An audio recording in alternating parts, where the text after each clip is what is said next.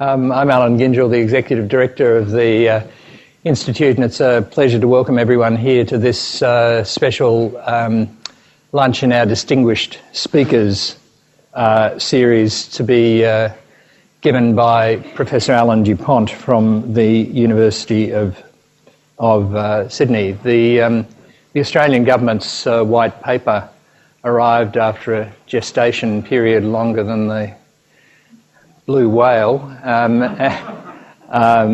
but it's already generated a great deal of interest and debate, not least on the Lowy Institute's weblog, The Interpreter, where there have been a number of really interesting contributions trying to work out what the white paper means. There's no better person to help shape our thinking on this than our speaker today. Alan, as most of you know, is the Michael Hinsey Chair of International Security at Sydney University and the Director of the Centre for International Security Studies there. He was, of course, the inaugural Director of the International Security Program at the Lowy Institute before the university poached him away from us. His most recent publication for us here was Heating Up the Planet, Climate Change and Security, a Lowy Institute paper which built on Alan's really considerable international reputation as one of the pioneers in the field of non-traditional security threats. It's a great pleasure for me always to welcome Alan back here as one of our non-resident senior fellows and to invite him to talk about beneath the surface of the 2009 Defence White Paper. Alan Dupont.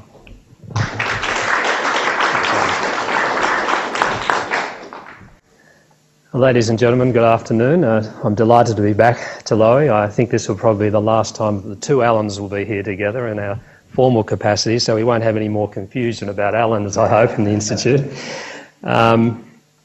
Okay, well, what I want to do is really a bit more of a reflective piece on the Defence White Paper. It's been out now for 3 weeks. A lot of people were sort of quick off the blocks, making comments about the White Paper even before it was promulgated. And it was quite interesting for me just to sit back and read through the document a couple of times, as I have. Certainly not recommended bedtime reading, I can assure you, but nevertheless essential reading for people in this business.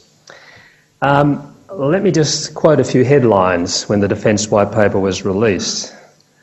The most comprehensive white paper ever. Transformational. More muscular defence force. Major build-up of naval power. PM's push for missile supremacy.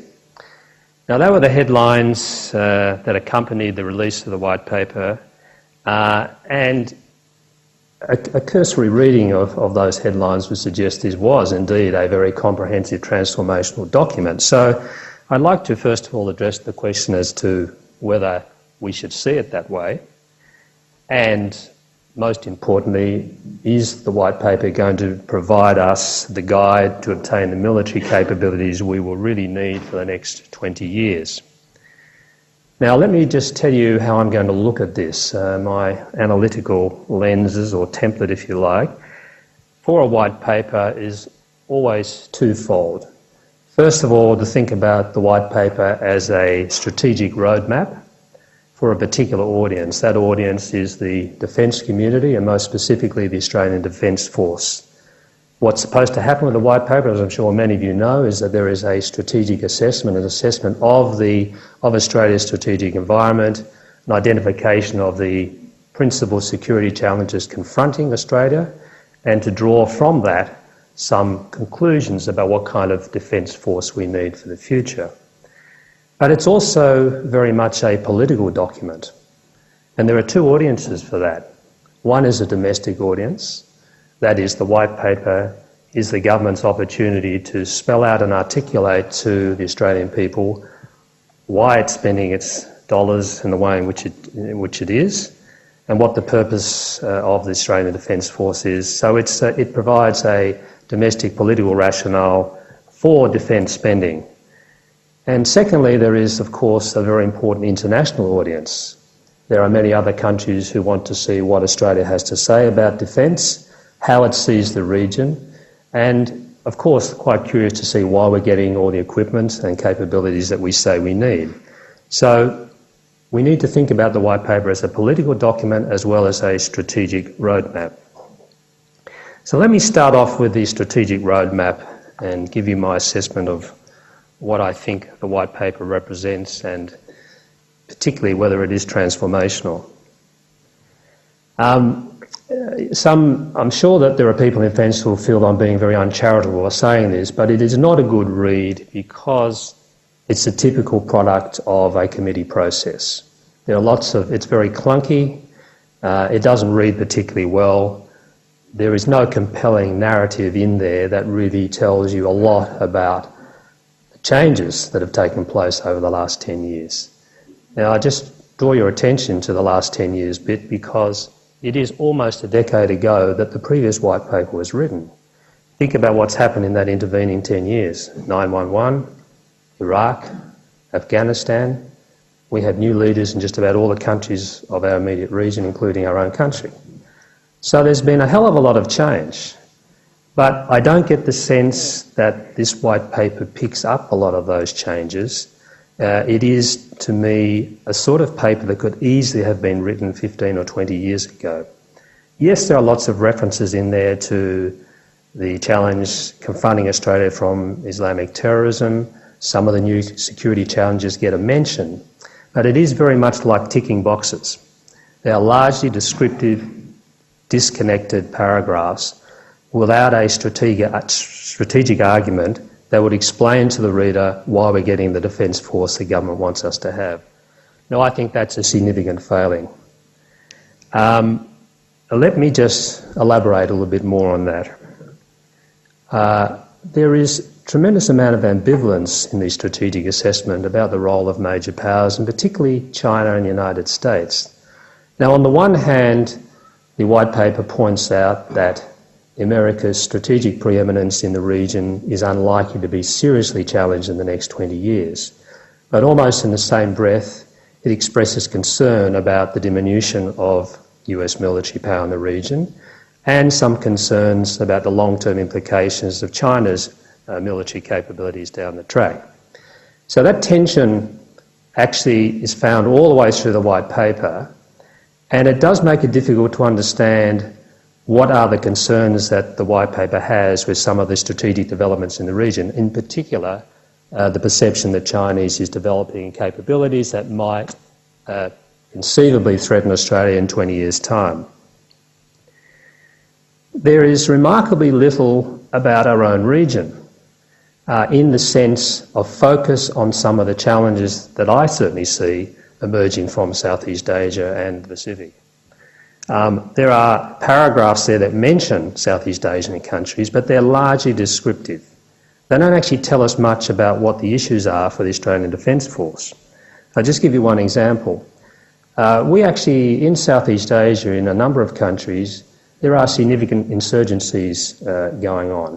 Thailand, for example, in 3 southern provinces of Thailand, over the last 5 years there have been 3,500 people killed in those 3 southern provinces. This is a full-scale insurgency. It's a major challenge to the Thai government, and the concern is that some of the tactics used by the insurgents in the south are basically comparable with those that terrorist groups are using elsewhere in the region. Now, I would have thought those sorts of things should have been talked about in this white paper. It may well be that there may not be a major defence role there, but these are the sorts of challenges I would have expected to see the white paper talk about much more, particularly given the repeated emphasis on the fact that we need to be concerned about what happens most in our immediate region. So if that's the case, I would like to see a lot more about what is actually happening in our immediate region. That is of concern to us from a defence security point of view. I don't see much of use in the white paper about some of the major changes that have taken place in warfighting and conflict over the last 10 years. Not much about asymmetric conflict, not much about these messy postmodern hybrid conflicts that increasingly the ADF is engaged in. Afghanistan is, of course, a classic example of that. It's not a conventional conflict, but there are elements of conventional warfare in there. There is terrorism present, but there's also insurgency in the form of Taliban. Now, these are the kinds of conflicts that we're going to be increasingly engaged in the future. I would have thought that we'd have a lot more to say about what kind of challenge that represents for Australia and how that might shape our thinking about our Defence Force, not only in terms of the equipment and the platforms that we want to acquire, but also what it means for the people we recruit, how we skill them, train them, what about our doctrine. These are all elements of capability. Capability is not just about getting ships, tanks and aircraft. Now, the white paper mentions these other elements of capability, but doesn't actually go on to make the argument that we need to have an integrated approach to these sorts of challenges. There is a lot of talk in the paper about Australia's unique strategic interests. Now, I would have thought that the better point to make is what we have in common with other countries, not only in our region but globally. Basically, if you look at all the white papers that are written around the world, they're virtually all saying the same thing. They're all identifying the same set of challenges. So what precisely is unique about Australia and our security challenges? Now, if the government thinks we are unique, then what aspects are unique and what does it mean for the Australian Defence Force? So most countries are concerned about the same kinds of things we are. How do you protect your sovereignty, your territory, of course, against conventional military threats? You can't discount those. But what about all these other messy conflicts, as I've referred to? What about the peacekeeping, peace enforcement, stabilisation roles that we all expect our defence forces to be engaged in? What about terrorism? These things really are not given sufficient weight and importance in the paper, and there are a lot of statements in there that require further explanation and certainly connection to the force structure and capability that we've required. A couple of other points before I get on to the white paper as a political document. As some of you will be aware, there's been a long-running debate in Australia, which I think has pretty much run out of steam now, thankfully, which is about whether Australia needs to focus in a geographical sense on threats close to Australia, the implication being that because they're closer, they're more important, or whether we need to develop expeditionary capabilities, that is, capabilities to deploy our forces further afield. Now, the white paper points out that this is a false tension, and I agree with that proposition, because we need to do both. If I was the commander of the Defence Force and the Prime Minister said to me, we need to deploy forces to Iraq or Sudan or Afghanistan, I hardly think an appropriate response would be to say to him, well, Prime Minister, sorry, that's not in our primary area of strategic responsibility, so we don't have a capability. You've got to have a capability to do all these things. The question is, what's the balance? How do you weight them? And actually, when you look at it carefully, the capabilities we need to deploy to Afghanistan are essentially the same as those we would need to deploy to an East Timor. So I think by overemphasising this point about geographic proximity equals most important, we have in the past, and I think we continue to do so, get into a problem of actually arguing strategic geography over interests. And I do believe that that tension between those two is not adequately resolved in this white paper, because the government on the one hand is saying defending Australia is the most important thing, and on the other hand it's saying we have to have these capabilities to deploy our forces and sustain them in other parts of the world. So how is that useful as guidance for the force structure that we want? I don't believe it is. We need to go to the next stage and actually make some judgments from that. Okay, what about the white paper as a political document? I don't think I've seen a white paper which has been accompanied by such a confused narrative. First of all, we had a series of leaks to a number of newspapers about the China threat. The basic argument being that this white paper was constructed or made the arguments that we needed to require a more muscular force as a hedge against potential Chinese military threats down the track. Now, that was allowed to run by the government, and unfortunately in my view, because again it sent a lot of gratuitous and misleading signals, not only to China but to other countries about how we see China. I don't have any problem with the Australian Defence Force thinking about hedging and developing capabilities to hedge against all kinds of possibilities, but why single out China in this way, and why allow that to run?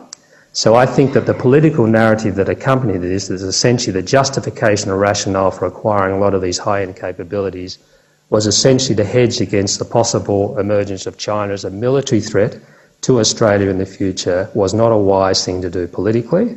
Something you might want to do in your unclassified version, but certainly not in the public document, because that clearly has concerned the Chinese. Does that matter?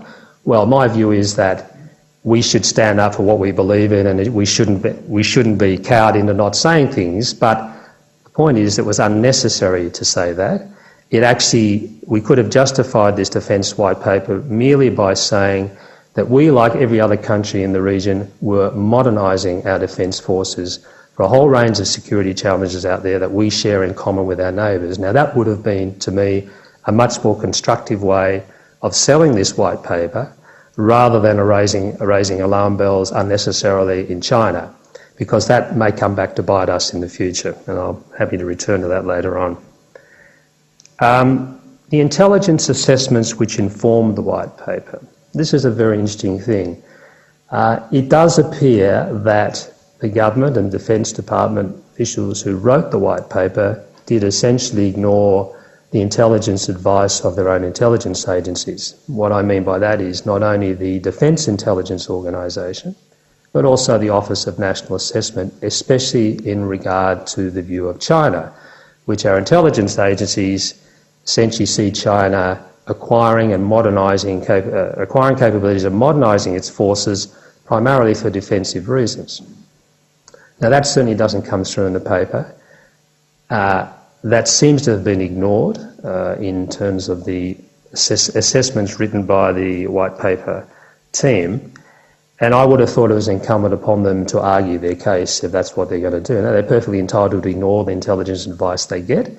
That has happened before and will happen again, but on such a fundamental issue, and given that both intelligence agencies had consonant views about this, I find that a little bit worrying.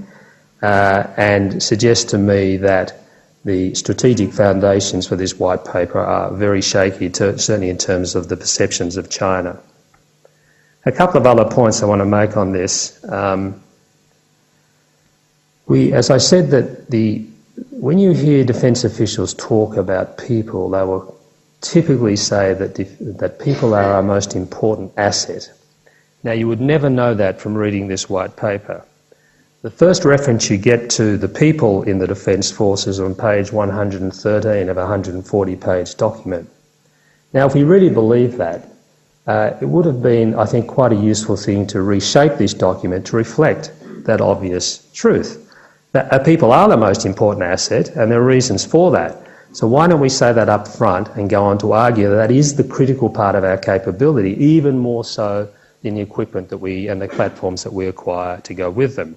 So I would have liked to have seen a lot more about people, the new skill sets they need to acquire, the challenges confronting them, everything from recruitment, are we going to get enough people? Are we going to get the right people? How are we going to retain people? And how are we going to use our people to rethink some of the challenges that are confronting us conceptually in terms of tactics and doctrine and so on? Now, some of that's mentioned in here, but again, in a very cursory fashion, disjointed. The argument is not actually made. I think it should be right up front in the front of the white paper. Now, a couple of points about the force structure itself. Basically, I think the force structure is okay. It may surprise you given what I've said about the underlying strategic assumptions. And the reason why I think it's okay, because it's not a logical sequitur from the actual strategic assessment that underpins it. There's an enormous leap from the judgments made about the strategic environment to the force that we are acquiring. Now, there are reasons for that. One, A lot of the decisions about acquiring capabilities are very long-term decisions, have already been made and justified previously. So in a sense, this white paper is essentially flagging developments that have already taken place and been endorsed. Secondly, most strategic commentators would probably agree that 80 to 85% of the defence force that we have and we aspire to have is quite critical for the whole range of core business that the defence is being asked to do. But the arguments will be around the edges, the 10 or 15%. And actually this is very important because 10 or 15% of the defence budget, defence force, is a very significant part of capability. So having said that the basic force structure I think is sound, I do have some problems with some of the capabilities that we're getting, and I'll explain what I mean by that. So if you think about the Defence Force as one which needs to have a balanced capability, that is, you need to have land, air and sea capacity integrated to work together. If you look at actually the weighting of our Defence Force, you'll see that our maritime capabilities, is essentially the Navy and the air support for them, is taking up the lion's share of the budget. Now, one could argue that submarines, for example, submarines are an important part of any Australian defence capability. I have no argument with the call that we need to replace our Collins-class submarines, but I do have some question marks about why we're replacing 6 Collins-class submarines with 12 Collins-class follow-on. So what is the argument for doubling the size of our submarine fleet? Have we thought through the consequences of that for our recruitment and personnel? I think most of you know we're already having enormous difficulty crewing our submarines. We can only actually crew 3 of the existing 6. How are we going to be able to crew 12 down the track? What about the cost of submarines? If you accept that as a rough ballpark figure, a submarine will cost probably about $2 billion. So what else can you get for $2 billion? You can get a lot. You can get another infantry battalion, for example. So there is no discussion about the trade-offs here. So this is something that a defence white paper should to some degree get down and talk about. Obviously not in detail, but there need to be some judgments made about the weighting. To say that we're just going to get 12 submarines, doubling our submarine force, beefing up our surface capability at sea, requires a more adequate explanation than the one we're presented with here. Now, there are some good things, so let me just, in case I'm being accused of being an uninformed critic or overly critical, the sorts of things that I see in the white paper, as I said, are basically largely unexceptional in terms of most of the equipment that the Army is getting has been well and truly flagged. The Navy, there's no argument about getting some submarines, surface ships, amphibious ships, all those sorts of things I think can be justified in terms of whatever Australia needs to do with its defence force. Amphibious ships, just to give you one example, can be used to deploy troops to conflict situations. They can also be used as command and control. They can be also used for emergency responses, for things like tsunamis. So they are a very flexible kind of capability. But it gets back to the numbers again. Why is it we're having 100 joint strike fighters? Again, 12 submarines. Now, this brings me to the next point, which is affordability. Now, if we had an unlimited defence budget and we could buy all the capability we needed, there wouldn't be much point in having a debate about this because we could have everything we want. But of course, what it comes down to is what is affordable here, and this is where the choices become more difficult. Now, the government, you would have to say, on the figures presented, is extremely optimistic in its forecasts about what money will be made available to fund this very significant increase in defence capability we foresee over the next 20 years. There are 3 areas of concern I have. The first is the increase in defence spending that will be required to fund all these purchases. It's based on a growth forecast of 3% real growth until 2018, and then it drops to 2.2% until 2030. Now, I don't think there is enough, even if we adhere to the 3% for the next 10 years, which I think is a real question mark about, I'm not sure that in itself will provide the revenue we need to buy the things that we've actually got on the order books. Secondly, the government is expecting defence to find savings of $2 billion approximately every year for the next 10 years. That is, again, a very optimistic forecast. We've never done it before. I would certainly question whether we're going to be able to do that for the next 10 years. And to the extent that we can't do that means that something's got to drop off this shopping list. So we've got concerns about whether the defence increases projected will be sufficient, whether we can make enough savings. And the third and critical point is the global economic crisis.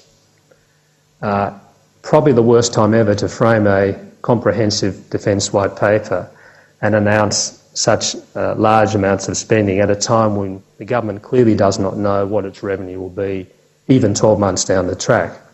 Now, this is a sort of microcosm of the broader debate in Australia about the budget and revenue forecast down the track. You would have to say that all other things being equal, we are likely to have less money for everything, including defence, down the track. That some future government is going to have to come back and revisit these figures, revisit the shopping list, and there are things that will not be affordable. So that we go back to where we were 3 or 4 years ago. So then, in 3 or 4 years' time, maybe even sooner, we're going to have to look at this, and a future government is going to start having to chop. And the question is, where will it chop? How much will it need to save? And what will it do to this defence force that we've actually got here, aspirational defence force, that the government wants to have? So I think that we're going to see in 2 or 3 years' time, once again in the newspapers, can we afford a 100 JSFs? Can we afford 12 submarines? If not, what's going to go? What makes sense? And what are the strategic judgments we need to make here about what we keep and what we get rid of? What we delay, what we buy now? So all we've done is essentially delayed those critical decisions, because I do not believe that this budget is going to provide us with the money to buy what the government says it wants. So let me just sum up by saying, on the white paper as a strategic roadmap, I think the best that I could grade that part of the white paper is a C-. I'm giving it about a C as a political document because I think it's marginally better, but the actual force structure that we're actually acquiring, if we can afford to acquire it, I think is a pretty solid one, and I'm giving that a B+. So overall, I think that this is a slightly disappointing white paper. Promises a lot. I don't think it's going to be able to deliver. I think the strategic judgments underpinning it are weak. It does not pick up on some of the important strategic trends that have taken place over the last decade and I can foresee in the future. And I think it's a little bit too much weighted towards the high end of the conventional warfighting spectrum.